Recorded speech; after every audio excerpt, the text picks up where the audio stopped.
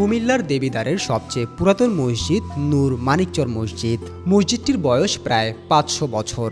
ইতিহাসবিদরা বলছেন ১৫শ শতাব্দীর আগে মরহুম সৈয়দ নূর আহমেদ কাদেরী পীর সাহেব এ মসজিদ নির্মাণ করেন।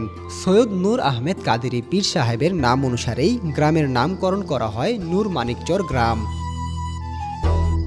ঠিক আজ থেকে কত বছর আগে দেবিদ্বারে কে বা কারা ইসলামের আলো জ্বেলেছিলেন তার কোনো সঠিক তথ্য পাওয়া যায় না। তবে ঐতিহাসিক মসজিদগুলোর দিকে খেয়াল করলেই সহজে বোঝা যায় এখানকার মুসলিম সভ্যতা অনেক দিনের পুরনো। ইতিহাসবিদদের একাংশের দাবি দু একজন মুসলিম থাকলে সেখানে পাকা বা ইট সুরকি দিয়ে একটি মসজিদ গড়ে ওঠে না। সম্মিলিতভাবে নামাজ আদায়ের জন্য প্রয়োজন হয় একটি মুসলিম সমাজ।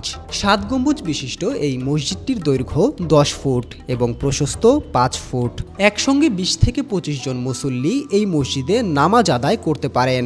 চুন সুরকি দিয়ে নির্মিত মসজিদটির ভেতরে রয়েছে অপরূপ কারুকার্য।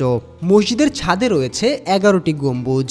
এর মধ্যে মূল ছাদে রয়েছে ৭টি এবং বাকি ৪টি গম্বুজ রয়েছে মসজিদের ৪ কোণায়। তবে সংরক্ষণ ও সংস্কারের অভাবে সবকটি গম্বুজই প্রায় ধ্বংসপ্রাপ্ত। পরিচর্যার অভাবে মসজিদের বাইরের স্তরগুলোও নষ্ট হয়ে গেছে। অধিকাংশ জায়গা থেকে আস্তরগুলো খসে পড়েছে। বৃষ্টির পানিতে মসজিদের দেয়ালে শ্যাওলা জমে মসজিদের সৌন্দর্য নষ্ট হয়ে গেছে। স্থানীয়রা জানান মসজিদের প্রতিষ্ঠাতা সৈয়দ নূর আহমেদ কাদেরী পীর সাহেব একজন ধর্মপ্রাণ ও দানবীর ছিলেন।